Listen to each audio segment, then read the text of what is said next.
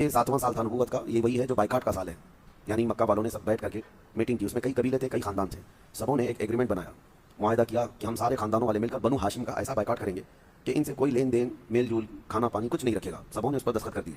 اور وہ لے جا کر کے ایگریمنٹ خانے کعبہ پر لٹکا دیا گیا کہ اس وقت کوئی بہت اہم چیز ہوتی، معاہدہ ہوتا تو اس کو خانے کعبہ کے دروازے کے پاس لٹکایا جاتا تھا اس کی عظمت کے لیے کہ اب اس کو جو توڑے گا وہ خانے کعبہ کو توڑنے کے برابر ہے. تو اتنا بھاری ایگریمنٹ تھا آپس میں سارے لوگوں کا. اور نبی پاک صلی اللہ تعالیٰ علیہ وسلم اور ان کا مختصر سا خاندان، یعنی حضور کے چچا اور پھوپھیاں، یہ سب بائیکاٹ میں شامل ہو گئے سوائے ابو لہب کے. حضور پاک صلی اللہ تعالیٰ علیہ وسلم،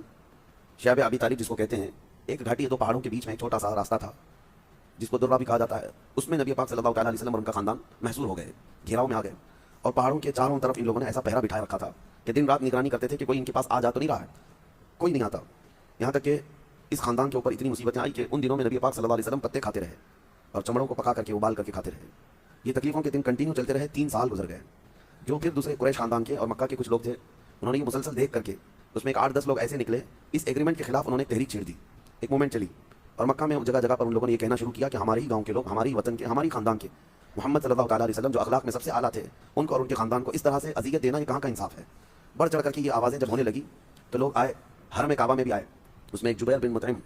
یہ شخص تھا، حالانکہ سب کافر ہی تھے، کوئی ایمان والے نہیں تھے. ان لوگوں نے مہم چھیڑی کہ کم از کم یہ کام تو نہ کریں کہ ہم جو کھانا پانی کر رہے ہیں اتنا تو ان کو بھی ملنا چاہیے.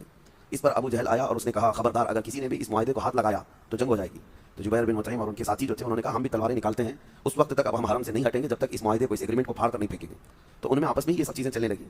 تو پھر بات یہاں تک پہنچی کہ جناب ابو طالب، اس وقت ان کی عمر کافی ہو چکی تھی، وہ بوڑھے ہو چکے تھے اور کمزور بھی تھے، لیکن وہ ساتھ میں نبی پاک صلی اللہ علیہ وسلم کے یہ بائیکاٹ خود بھی جھیل رہے تھے. تو آئے کئی سرداران قریش اور مکہ کے جو بڑے لوگ ہیں جناب ابو طالب کے پاس آ کر کہنے لگے کہ دیکھیں مسئلہ صرف اتنا ہے، محمد صلی اللہ تعالیٰ علیہ وسلم اور ہمارے درمیان آپ حائل ہیں، اس لیے آپ کو بھی یہ تکلیفیں اٹھانی پڑی، آپ کو بھی یہ تکلیفیں اٹھانی پڑی، لہٰذا اگر آپ نہ ہوتے تو یہ بائیکاٹ بھی نہیں ہوتا اتنا زیادہ. تو اس وقت جب یہ تحریک چھڑی تو جناب ابو طالب نے کہا کہ دیکھو میں محمد کی ایک بات سن رہا ہوں، محمد نے یہ کہا ہے کہ جو ایگریمنٹ تم نے بنایا تھا ہمارے بائیکاٹ کا، اس کو سارا دیمک کھا چکی ہے. جو خانے کعبہ پر تم نے لٹکایا تھا اس کو ساری دیمک کھا چکی ہے، لیکن اللہ کے نام جہاں جہاں ہے اس کو دیمک نہیں کھائی. یہ گھاٹیوں میں بیٹھ کر نبی پاک صلی اللہ علیہ وسلم خبر دے رہے ہیں اور جناب ابو طالب وہ آئے ہوئے لوگوں سے کہتے ہیں جاؤ دیکھو حقیقت میں اگر ایسا ہی ہے جیسے محمد کہہ رہے ہیں تو پھر تم لوگ جس کام کے لیے کھڑے ہو وہ یقیناً حق کام ہے، اور اگر ایسا نہیں ہے تو اس سزا کو اور طویل کر دو، اس سزا کو اور لمبی کر دو. لوگ جو ذمہ دار تھے وہ آئے خانے کعبہ کے پاس، دروازے وہ جو معاہدہ تھا جو 3 سال پہلے کیا گیا اس کو نکال کر دیکھا گیا تو ساری دیمک کھا چکی تھی، لیکن جہاں جہاں اللہ کا نام لکھا ہوا تھا وہاں دیمک کچھ نہیں کھائی. جیسے میرے آقا صلی اللہ علیہ وسلم نے خبر دی تھی ویسا ہی ہوا. ہونا تو یہ چاہیے تھا کہ اس غیب داں نبی کی خبر پر لوگ ایمان لاتے، لیکن ابو جہل نے وہاں پر یہ شور مچایا کہ محمد کا اس پر جادو ہے، اپنے کاموں پر اس نے جادو کیا ہے. بہرحال جو عقل والے تھے وہ اس وقت حضور کی اس خبر کو دیکھ کر ایمان لائے،